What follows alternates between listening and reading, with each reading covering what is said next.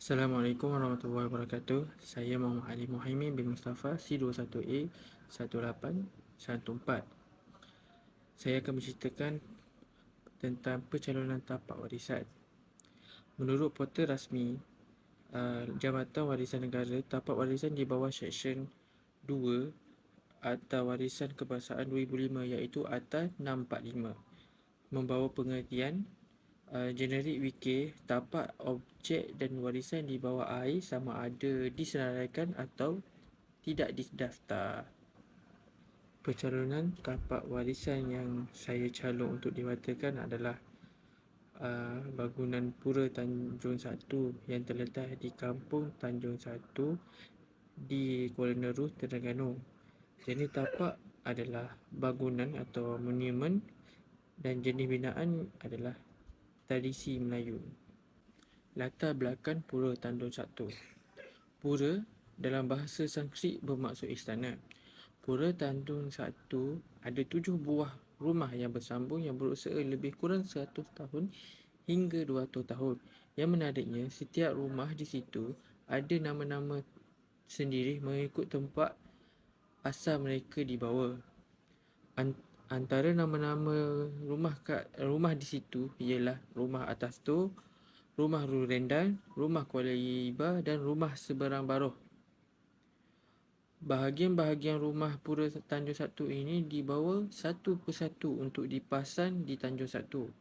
Pura Tanjung Satu ini merupakan sebuah inap desa atau homestay yang ditubuhkan oleh seorang kerabat diraja Terengganu iaitu Allahyarham Tengku Ismail Tengku Su. Homestay di Pura Tanjung ini dikatakan sangat terkenal sekitar tahun 1990 tahun, terutamanya dalam kalangan orang ternama dan kerabat diraja. Selain itu, kerap mendapat pengunjung dari Eropah. Nilai warisan yang terdapat di Pura Tanjung Satu. Yang pertama adalah reka bentuk asli orang Melayu negeri Terengganu. Yang kedua ialah bangunan yang masih menggunakan teknik tanggam dan pasak. Yang ketiga adalah nilai seni pertukangan Melayu yang tinggi. Lampiran. Gambar ini menunjukkan keadaan bangunan Pura Tanjung Satu. Keadaan Pura Tanjung Satu yang ditunjuk dalam gambar ini mengalami banyak kerosakan dan terbiar.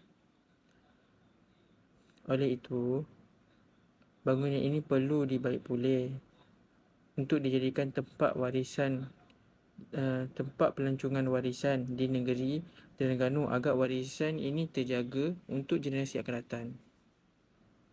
Pertama sekali saya akan menerangkan mengenai objek warisan.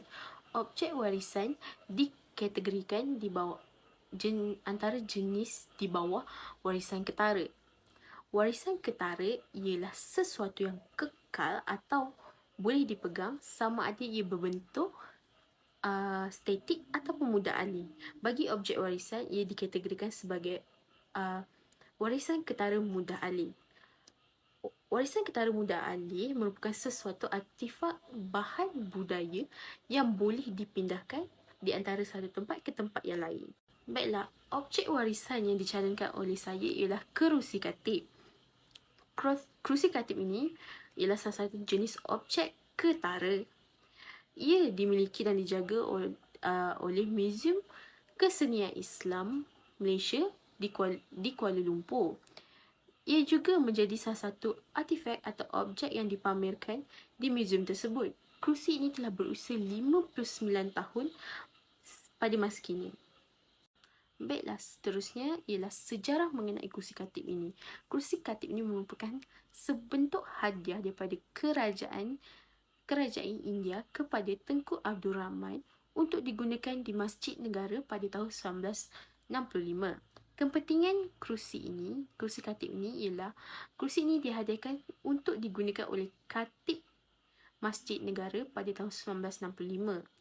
Kebiasaan kerusi ini digunakan oleh katib ketika menyampaikan khutbah Jumaat sama ada selepas dan sebelum khutbah. Selain itu, nilai warisan yang terdapat pada kursi katik ini ialah kursi katik ini adalah lambang atau simbolik kepada hubungan diplomatik antara kerajaan India dan kerajaan Malaysia pada tahun 1965. Seterusnya ialah nilai pada reka bentuk kerusi ini yang kita boleh lihat keunikannya adalah pada ukiran, pada simbol bintang dan bulan yang terdapat pada kerusi ini yang menunjukkan salah satu lambang kepada agama Islam, dan juga ukiran kaligrafi yang terdapat pada kepala atau bahagian atas kerusi ini yang sangat menarik dan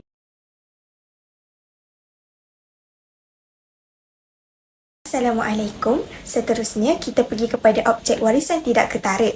Menurut portal rasmi Jabatan Warisan Negara, objek warisan tidak ketara dalam Akta Warisan Kebangsaan 2005, Akta 645, warisan tidak ketara melibatkan pengekalan warisan yang wujud berhubung dengan warisan Malaysia yang mempunyai nilai estetik yang tinggi.